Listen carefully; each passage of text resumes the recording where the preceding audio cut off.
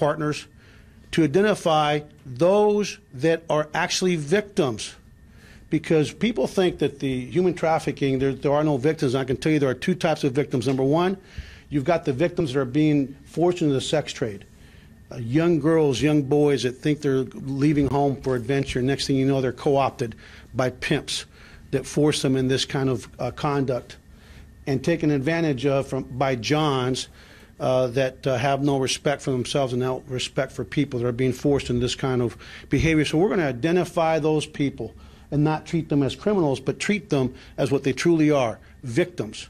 We're going to rescue them, and we're going to get them the resources and the help they need to get them back on their feet, get them their lives back, and get them on the path to recovery and hopefully to a lifelong journey of recovery and emotional and mental and physical health. Then the other thing that is really important to me is vehicular, and to this department, this community, and this council, and this mayor, is vehicular deaths. We are having way too many people dying in our community from behaviors that, quite frankly, these aren't accidents. This is people making poor choices, driving too fast, following too closely, in and out of traffic, driving aggressively, and drunk driving and impaired driving. We're going to put more resources out on the street to deal with all these issues, starting with putting the cops that we have. They're very dedicated. We're going to be using data to put them out where they are needed. I can tell you that our TAC teams are going to work diligently, especially during the day when we have all these juggings and all these things going on, to focus on that crime when people are being victimized throughout our community. And again, our gang teams are going to be focusing at night, focusing on these gang members that are shooting each other, but unfortunately they're also shooting innocent people. We're going to start putting more resources in traffic enforcement. So everyone that has a badge and a gun in this city by April 1 will be at some point every month will be required to don this uniform, put on their bulletproof vest, put on their gun belt, get a black and white or a white car if it was one of those horrific 150,000-mile cars that we're driving around here. And they're going to go out and they're going to actually go out and they're going to enforce the law, because we know there's a direct correlation between police visibility, police activity, and police action and bad outcomes. And so everyone's going to play a role in this police department moving forward beginning April 1 and increasing that visibility, increasing that activity, and increasing police action so we can keep people safe. So again, I want to say from the bottom of my heart, as one of the newest Houstonians, thank you to Mayor Turner. Thank you to our council members. I am so heartened by the fact that in the city of Houston, the police department is not at it alone, that we have the support of this community, we have the support of our political leaders, and we're going to have the support of our new DA, who I am convinced is going to focus on what matters most. And it's not a little bit of marijuana, it's people's lives, people's limb, and people's property. And so with that, I will open up the questions from anyone out in the audience. Yes, sir. You referenced the South at least twice during your initial address. What other hotspots are you going to keep in mind during the next few Well, we're going to keep all hotspots in mind. And one of the things that we're working right now, Bissonnette, we all know that Bissonnette for some of the human trafficking prostitution issues is a problem that we're going to be working at. By the way, Johns, again, you're on notice. You get popped, your picture will end up being released, and my hope is that everyone here in the media will plaster those pictures all over the city, all over the internet. And don't forget that once something's on the internet, you never get to get it back. Your photo will always be on the internet, in cyberspace. You will always be known as someone who did not have the intestinal fortitude or the moral compass to not engage in this kind of behavior. We're also looking at the north. You know, when I was on patrol on New Year's Eve, we had some shootings up there. So we're going to be extremely data-driven, and wherever the crime's occurring, we're going to be out there. And this month, what we want this community to know, that we can only make Houston as safe as you allow us to make it, which means you are the greatest force multiplier. The people that we serve, the witnesses, the victims, the neighbors, you all have to stand up. We have to stand up for each other, and we cannot be afraid to say what we see when we saw it, and to say that, hey, I'm here standing up for my neighbor. We need you to be our biggest force multiplier. What else? Chief, do you think that the shooting involving the 8-year-old, do you believe that is in fact fact gang-related? You know what? If I were to venture to guess, I think it's going to end up being gang-related. Now, I don't not know that definitively, but let's face it, most people don't go out in the middle of the night shooting at people, and there's a pretty strong nexus between criminal behavior and gang membership. You know, you don't join gangs to end up joining the chess club as a gang. You don't join gangs to go on fishing trips. You join gangs to engage in criminal behavior. And I will tell you, from a federal level, major city chiefs, which I'm the first vice president, are going to work very aggressively to get the federal government to step up. We've got a new president that's talking about wanting to fight crime. Well, you know, we're not worried about cooks and nannies. We're worried about gangbangers when we see violent crime going up in very many of our big cities around the country.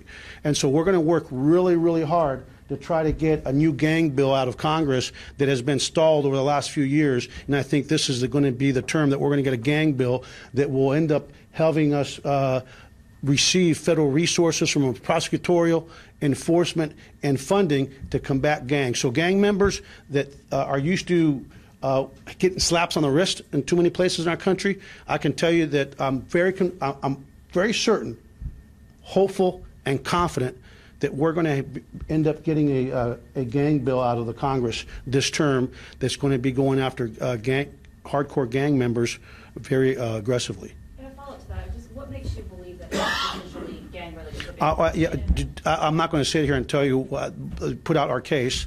You asked me a question, I answered it, and I don't think I'm going to get any bigger details than that. Yes, ma'am. Last night I attended Javier Velasquez's wake, and his family's devastated. Yeah. Do you have any updates in that case? And then furthermore, is there anything that you'd like to tell the two young men who are believed to have shot him? Well, I'm going to tell you, you can live a life looking over your shoulder, or you can turn yourself in. You can turn yourself in under your own terms and make sure that you get into the court system, get there safely. But you know, when you're wanted for a heinous act and a murder, a cold-blooded murder like that, where you kill a young man in front of his mom, you know, you do not want to engage the police out in the streets. Turn yourself in.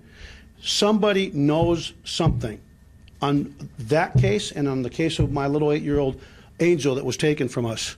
If you love the people involved, if you care about the people involved, you know, you need to get them to turn themselves in, or you need to get information to the police department before they injure somebody else, kill somebody else, or get themselves killed out in an uncontrolled environment. En español, ¿nos puede decir cuáles son las prioridades de la lucha contra el crimen? Bueno, la lucha contra el crimen para nosotros es muy importante. Tenemos no suficientes oficiales, así que tenemos que ser inteligente. Vamos a estar combatiendo el crimen violento. Las actividades de las pandillas, los pandilleros que sabemos que están disparando muchos armas de fuego en esta comunidad y desgraciadamente no se están matando nada más unos los otros. Tenemos gentes que son muy inocentes que están matando. Allá en el subway con nuestro muchacho y la niña de 8 años este fin de semana. Vamos también el traficamiento del ser humano, que sabemos que muchos de nuestros habitantes en human trafficking, by the way, it's not sex crimes, we've got people that are indentured servants as well, and textile industries, so we're going to be combating that. El traficamiento de humanos, que sabemos que tenemos muchas muchachas y muchachos y personas jóvenes que están contra su voluntad, que están involucrados en actos de sexo por dinero. También vamos a estar contra ellos. Lo que están robando en las casas, these burglary of residences, that we know that there's nothing worse than having your home burglarized. You come home, you feel so violated. We've already started with our crime lab, which has about 1,000 pieces of evidence, of forensic evidence, and we've asked them to prioritize based on burglaries at night of residents, then based on burglaries of residents any other time. Then our next priority is obviously commercial burglaries, and last will be burglaries of motor vehicles. So we've been prioritizing the burglaries. Cuando uno llega a su casa y ve que su casa ha estado robado, es tan feo lo que uno se sienta, lo que piensas en tu corazón, que alguien está en tu casa, en tu hogar, mira, robándote tus cosas, sacándote tus cosas. También vamos contra eso. Y la otra cosa es todas las personas que están muriendo en nuestra comunidad en tránsito, personas que están manejando en exceso de velocidad, baja de influencia. Empezando el 1 de abril, todos los oficiales en este departamento que tienen pistola, que tienen esta chapa, van a tener que trabajar por lo menos un día, por la hora, por lo menos un día al mes, patrullando las calles de Houston.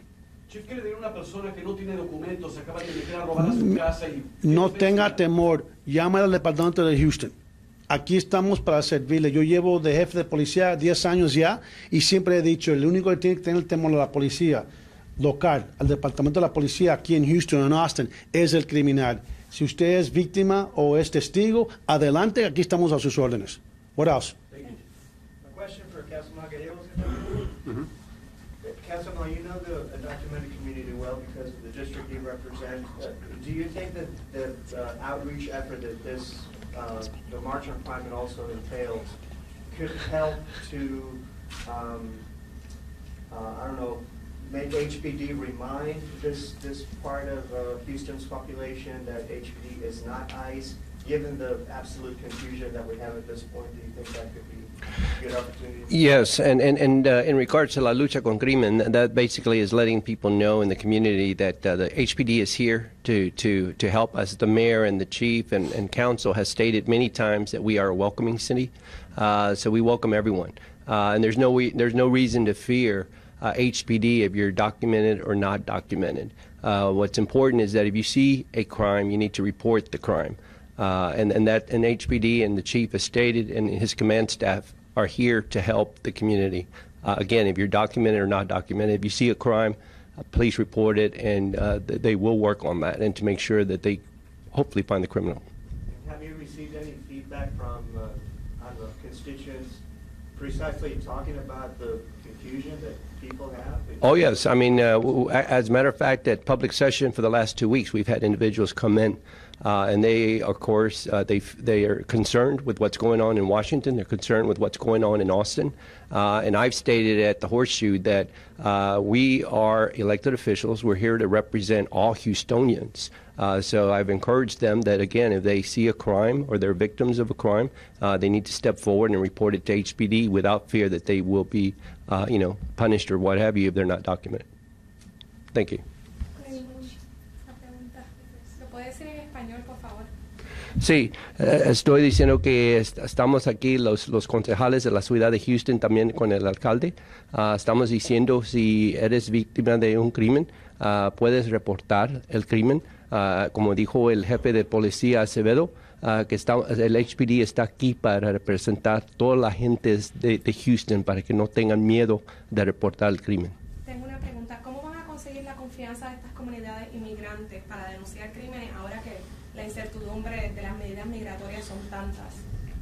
Sí, la cosa es que, como dije al señor que está aquí, que en el sesión de público que tenemos los concejales en martes, vino bastante gente que vino con miedo, diciendo que tienen miedo de la policía o del gobierno de Washington o el gobierno de Austin, pero les dije que los concejales y el alcalde de Houston estamos aquí para representar toda la gente de Houston. Si son documentados o sin documentados, y si son víctimas de crimen, necesitan reportarlo. ¿Le van a dar algún documento para ellos tener como prueba de que ellos ayudaron al departamento de policía? Porque muchos, si no tienen nada por escrito, no se atreven muchas veces. ¿Documentado de qué? Un documento. Oh. Yeah. Como ID de municipal. Like a proof. Yeah. Well, es que el alcalde dijo hace como cerca de un año que está trabajando a ver si se puede hacer un ID para el municipal, pero la cosa era antes que se metió la oficina el Trump, pero ahora que tenemos el presidente Trump, vamos a ver cómo podemos hacer eso. Muchísimas gracias. Gracias. Now, let me just address that real quick about identification. La semana pasada, last week, myself, Sheriff Gonzalez, and the DA met with the General Counsel of Mexico, General Counsel of Guatemala, and the General Counsel of El Salvador. And one of the things that I told them is very important that they have their IDs, whether it's their driver's license from the nation of origin, whether it's an expired license or ID from Texas. You all remember that you didn't have to have a Social Security card, I think, till prior to 2008. You could get a license here in Texas without a Social Security card. So there's a lot of folks that still have their expired ID and expired driver's license, please don't just throw those away. Hold on to them.